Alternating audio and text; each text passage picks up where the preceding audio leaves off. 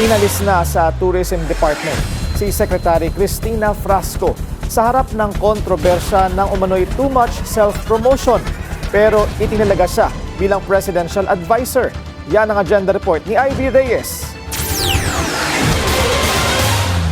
Kumpirmado ng wala na sa Department of Tourism bilang Secretary si Cristina Frasco ayon sa Malacanang. Sa isang mensahe sa Malacanang Press Corps, kinumpirma ni Undersecretary Claire Castro na lilipat na ng opisina si Frasco bilang bagong Presidential Advisor for Sustainable and Resilient Communities. Sa ngayon, pamumunuan ni Undersecretary Verna Buensto Quezzo ang DOT bilang officer in charge. Tiwala pa rin daw ang Pangulo sa serbisyo ni Frasco at naniniwala raw si PBBM na masusuportahan nito bilang presidential advisor ang mga prioridad ng administrasyon.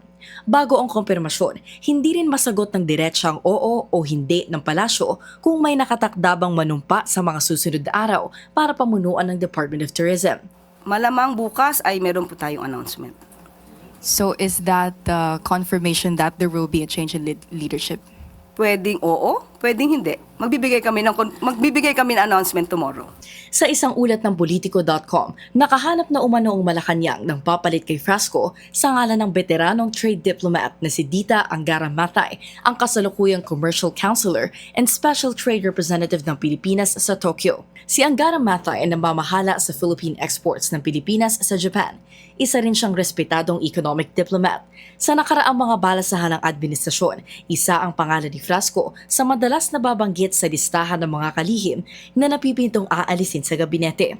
Ilang beses nang uminit ang pangalan ni Frasco, lalo na sa usapin ng umano'y self-promotion sa pamamagitan ng paggamit ng promotional materials ng DOT.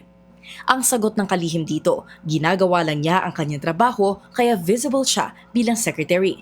Sa gitna ng sunod-sunod na bagyo noong Nobyembre, uminit din ang larawan ni Frasco at asawa nitong si Cebu Representative Duke Frasco sa isang airport. Pero paninindigan ni Frasco, work-related ang paglipad nila sa London at hindi pagbabakasyon lamang. Dumalo kasi ang kalihim kasama ang delegasyon ng Pilipinas noon sa isang international tourism event. Sinubukan nating hinga ng pahayag si Frasco pero hindi pa siya tumutugon sa ating mensahe.